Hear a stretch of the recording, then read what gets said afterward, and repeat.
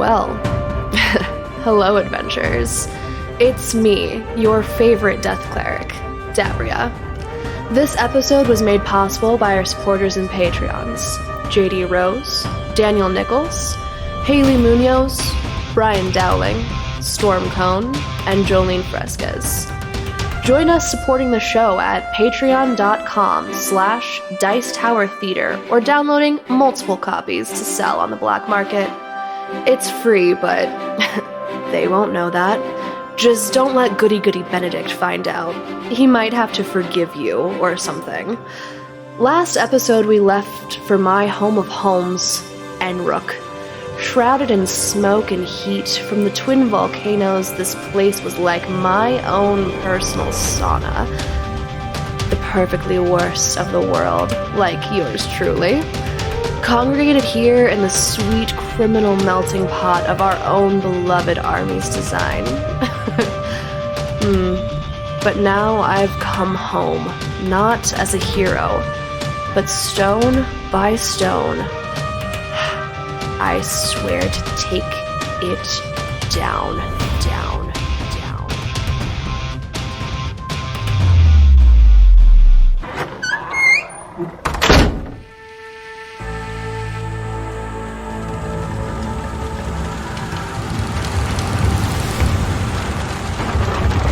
Dawn Dragons, Season 4, Episode 2, The City of Fire.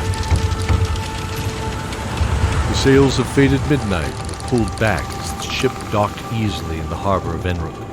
A warm, thick haze hung heavy and low, smelling deeply of the burning brimstone nearby.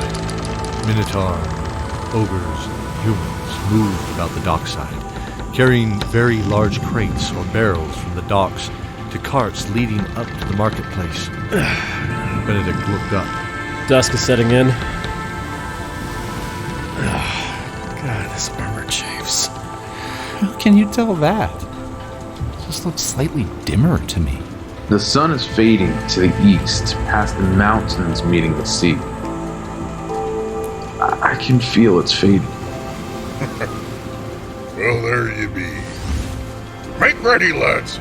We leave in an hour. I want to stay here longer than I have to.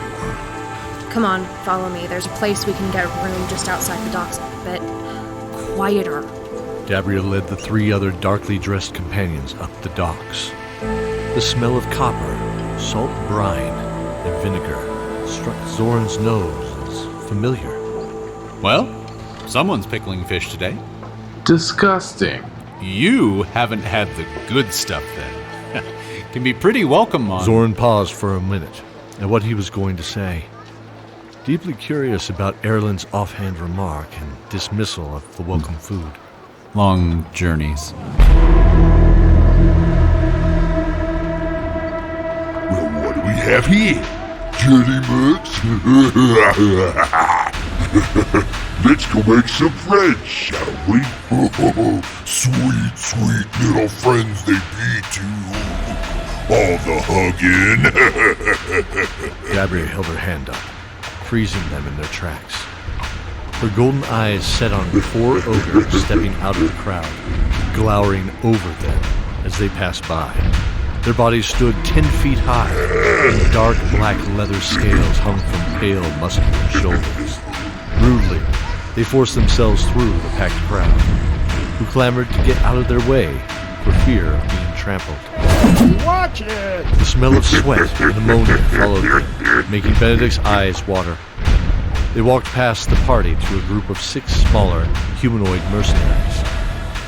Likely a mix of human and elf based on their height, Benedict imagined. Hey there, little dog. You carry what's mine. Yours. Hear that, boys? Oh, a donation. What donation? The dark-clad mercenary pulled a scarf over her nose and mouth, only revealing a pair of almond-shaped purple eyes. Elven eyes. She stood up on a crate she'd perched on like a raven, her dark cloak emblazoned with a half skull and hourglass in faint silvery thread. Another one of her companions stepped forward, the cruel curved dagger of dark Damascus tossing lazily in the palm of his hand. Yeah. See, you hand over your stuff and we liberate you from your tedious, mundane task of ever having to carry it again. Real simple. Yeah, real simple. I'm not simple. No, do it. We take. Get that. Just careened into the ground like the crashing waves of a tsunami. Crude clubs raking the shorter bodies as innocent individuals in the crowd were mowed over. The blackened steel of one of the mercenaries' helmets hopelessly caved in, its wearer thrown to the side lifelessly.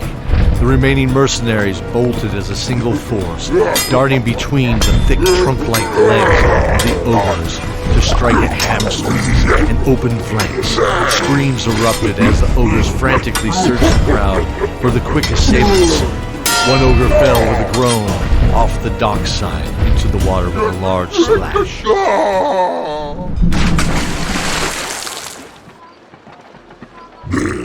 The other two stopped and looked at each other, fire in their eyes dwindling.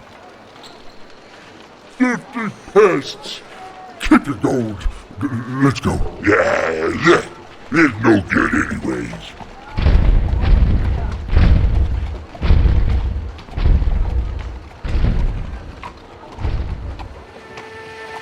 As they left, Benedict noted the bodies were roughly tossed to one side to clear the path as the crowd began bustling again.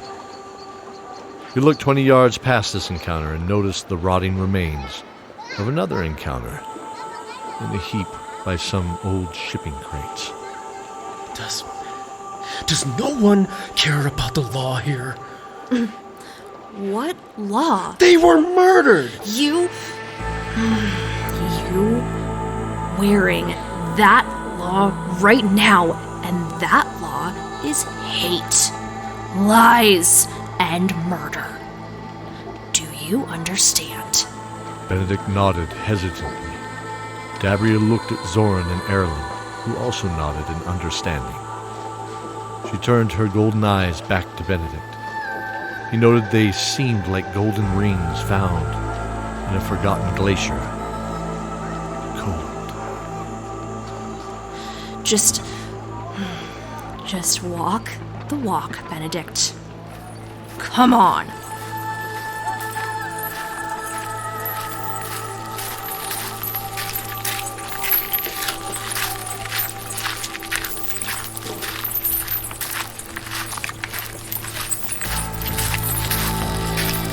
There was a faint sweet smell that mingled with the tang of blood and sulphurous brimstone in the thick air as it continued into the heart of the quarter.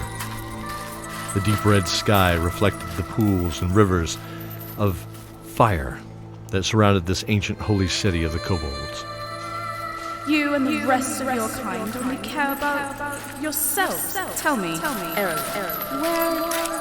have you been? Erlen repeated the harsh conversation with Isenatha in his mind. The words of selfishness and greed stinging with the same impact he felt when they parted ways. What did she mean, your kind?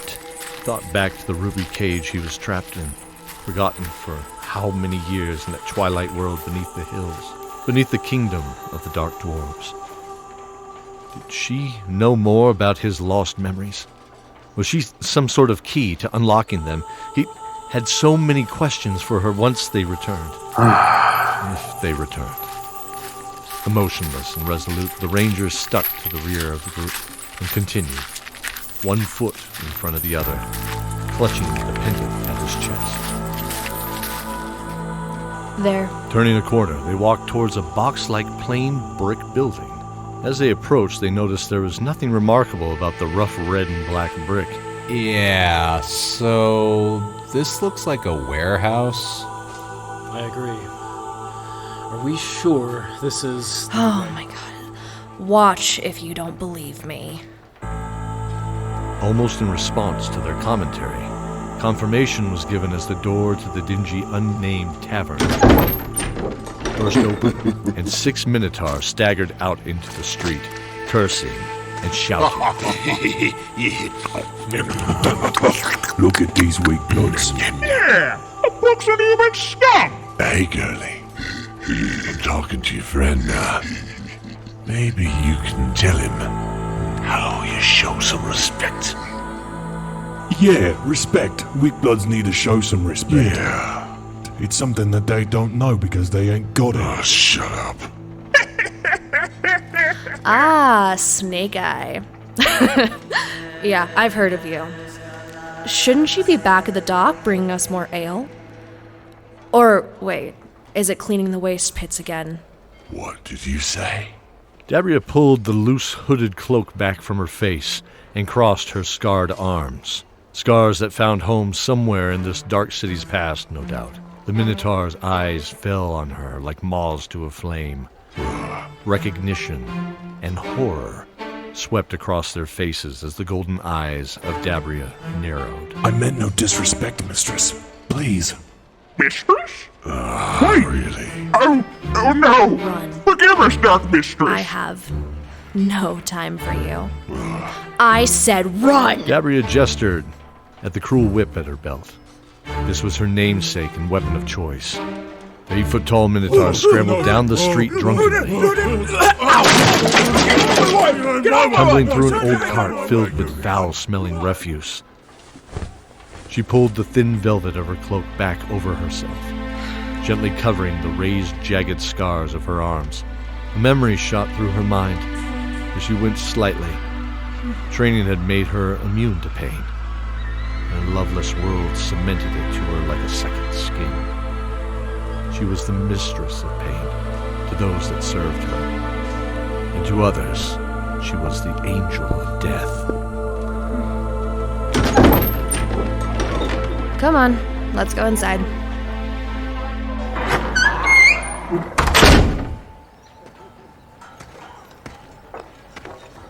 Somewhere on the northwest area of town, the other group made its way through the city closest to the temples and the barracks.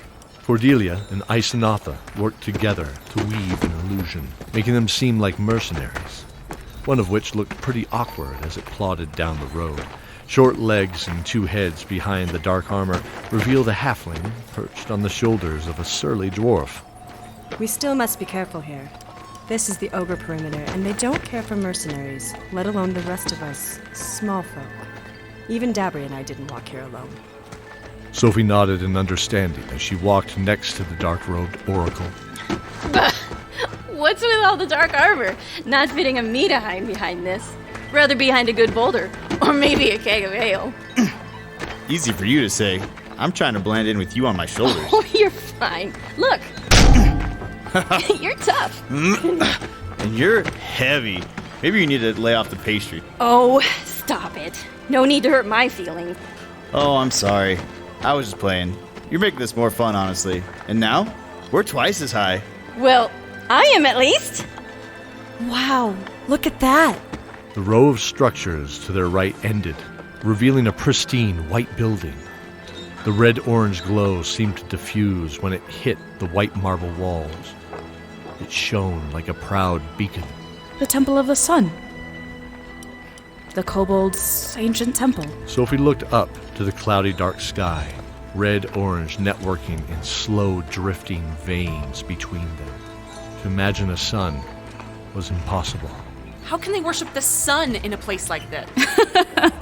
It's symbolic. They don't.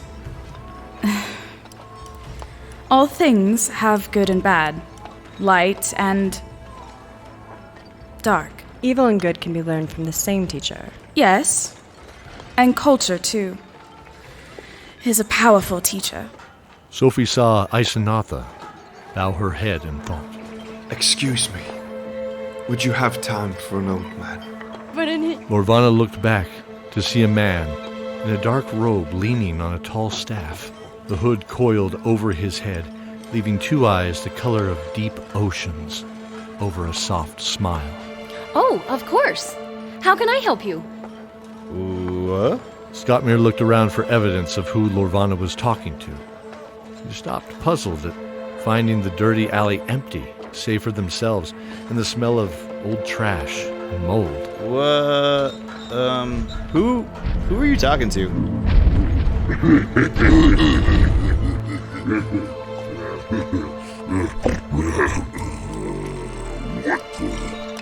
Suddenly, 2 ogres came from the open walkway between the rough stone buildings. Smelly. Loot these shoulder motor. Yes. Out of your place, little bugs. Get up. Come on, Scottmere, let's go! As the ogres charged at the party, Sophie ran beside Scottmere. Lorvana's mind slowed down. As a bard, details rarely escaped her keen mind, and this would prove to be one moment she would never forget. She saw the old man turn to look at Sophie and smile, nodding. He stepped forward and held 2 hands out in front of Scottmere and Sophie. But she noted they didn't react to him being directly in the way as they drew blades. She became concerned as she realized she still sat squarely on the charging dwarf's shoulders. He must have forgotten everything. No. Hey, wait. He's right in front of you. It's time, little one. Be brave.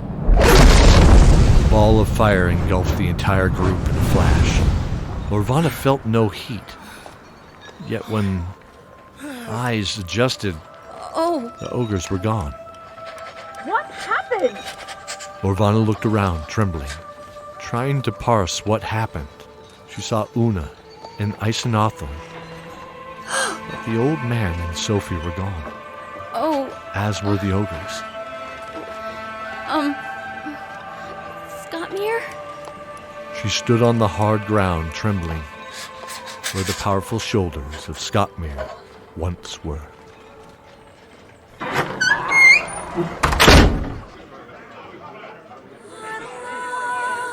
The air seemed slightly cleaner, having some thick stone and an oaken door between them.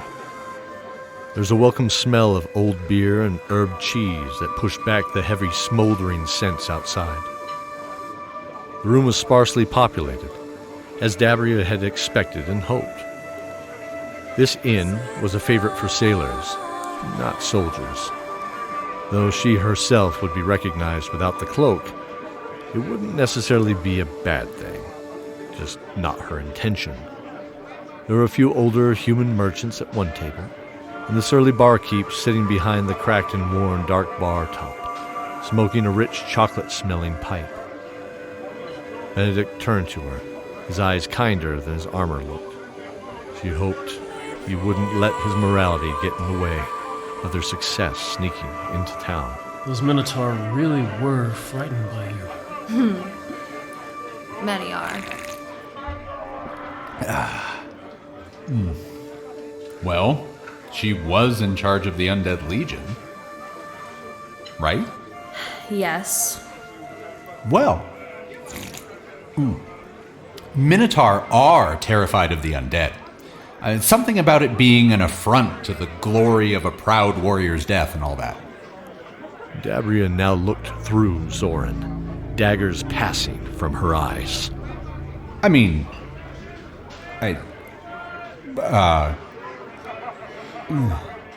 Yes. Something like that. Well, this place seems to be pretty normal patronage. Maybe they might be able to give us a local scoop. I figured this is a place we can start, at least, but not with... I'm too well known as not being one of the people. She looked away and back to her blood-red wine. I'll go. Benedict took in a deep breath and strode over to the table with 4 older merchants dressed in rich-colored silks, trimmed in fine furs. Yes, indeed they are. One of them was regaling everyone with a tale, his white mustaches wagging as he spoke. well below his chin. Benedict noted how they waved, similar to a banner in the breeze on the battlefield. And so I'm sure everyone will get their sick enjoyment out of the parade tomorrow. Pallas can't be. Excuse me. What do you know of this parade? A look of fear washed over him as he saw the tall, dark army officer before him. My lord, I It meant no disrespect, my lord. Supporters we are, right? Yes. Hail Lord Pallas. Silence! Imbecile. Dabria raised an eyebrow at the outburst. Hey, he might be able to do this yet. Benedict placed 2 heavy hands on the table and leaned into the man's coarsely shaven face. You could see him tremble. The faded green eyes darted side to side, unable to lock with Benedict's icy stare. You. Answer me. The parade tomorrow will welcome a new special batch of prisoners. Everyone's excited, my lord. Why? What makes this so special to you, Cretans? My Lord Pallas can easily take prisoners with our might. But it's the usurpers, my lord. Usurpers? The prisoners are from some ragtag army to the north. Yes, and then to the dungeons, correct? Just to be paraded around and shown off like the pigs they are. My lord, they will be taken to the arena for the Lord Pallas's enjoyment, as well as the entertainment of the rest of Onruk. Of course. That will be all. Benedict turned to walk back to the table, barely overhearing them continue. Dabria saw his eyes open slightly wider, meeting hers. That's no ragtag army, Donovan. Word is they took back Garnet Keep.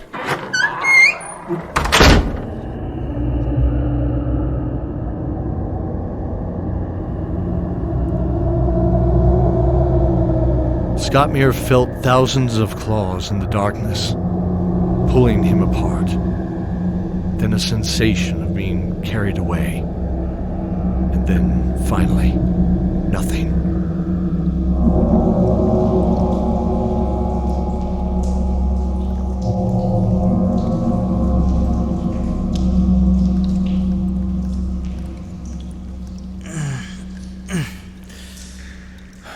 Whoa. Where am I?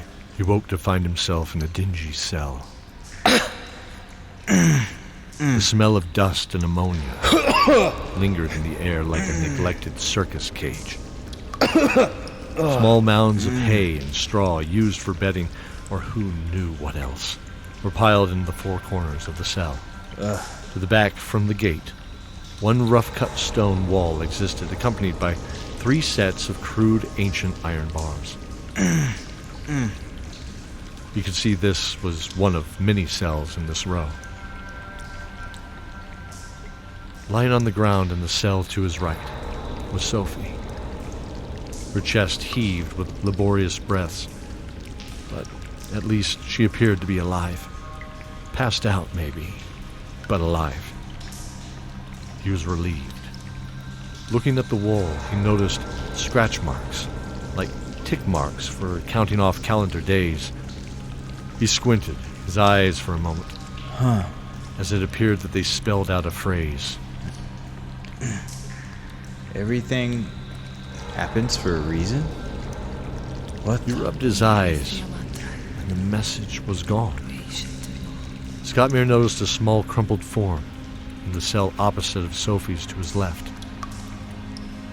He heard the slight moan as a bloodied hand reached out to crawl to a seated position, or at least to lean on an elbow. A distantly familiar face rose as it looked at Scottmere from one closed and bruised eye.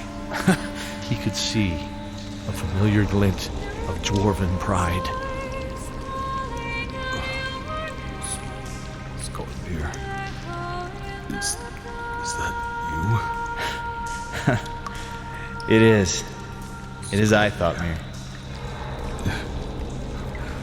My brother.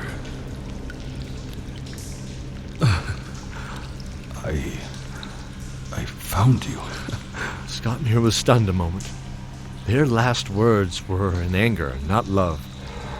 And he left his family believing them all to be uncaring and ignorant to who he was.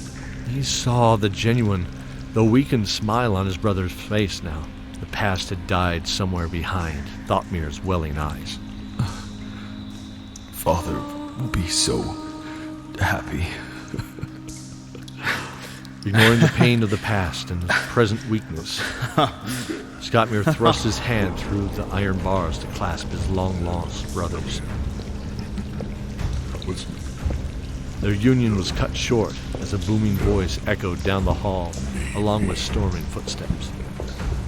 I feel alive now than I have in ages. Soon a tall, dark man stepped forward in black fabric, clutched tight around a muscular body. What appeared to be a horned helmet poked out from beneath the hood of his cloak, his face wrapped in dark black gauze. He leaned on a crude great club, the wood dark with years of use and blood. I look forward to meeting all of you in the pits tomorrow. My pits. Well, I wouldn't bother sleeping now, boys. Tomorrow, you'll either sleep forever or sleep for days.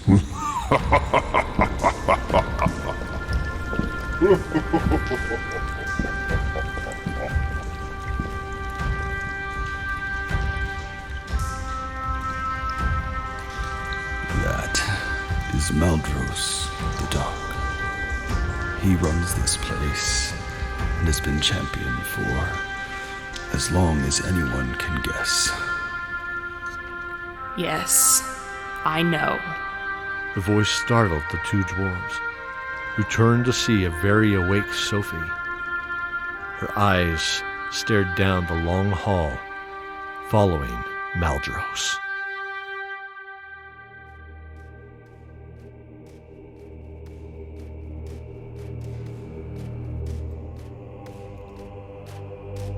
Appearing in this episode, Dabria, J.D. Rose, Benedict, Brian Dowling, Cordelia, Jolene Fresquez, Erilyn, Jordan Thompson, Isanatha, Haley Munoz, Scottmere, Colton Jansen, Lorvana Birdsong, Cara Danvers, Sophie, Sarah Jenkins, Thotmere, Storm S. Cone, Zoran, Ogre, and Commoner, Cody Miller, Minotaur Captain, Matthew Bianchi, The Stranger, Phil Busher, Ghost Girl, Ariana Atchley, Merchants, Harlan Guthrie, Tyler Cauldron, and Shannon Roby, Mercenaries, Nikki Richardson, and Jordash Richardson, Minotaurs, Haley Munoz, and Casey Kennedy, Maldros, Snake Eye, Ogre, Halfling Mercenary, and Keldor the Narrator, Mike Atchley. Thank you for joining us in this episode of Dice Tower Theater's Dawn of Dragons. Please join us in thanking our magnificent cast for their performance. Their full list can be found on the show notes. If you would like a sticker from the show, please leave a review on any podcasting platform and send a screenshot to dm@dicetowertheater.com with a mailing address so we can send it to you. In the next episode, what danger awaits Scottmere and Sophie in the arena? And what secrets will be discovered by Una, my dear dark sister, and their group in the temple? Until then, fellow adventurers, stay safe and remember the oath. The oath. The oath. The oath. The oath. The oath.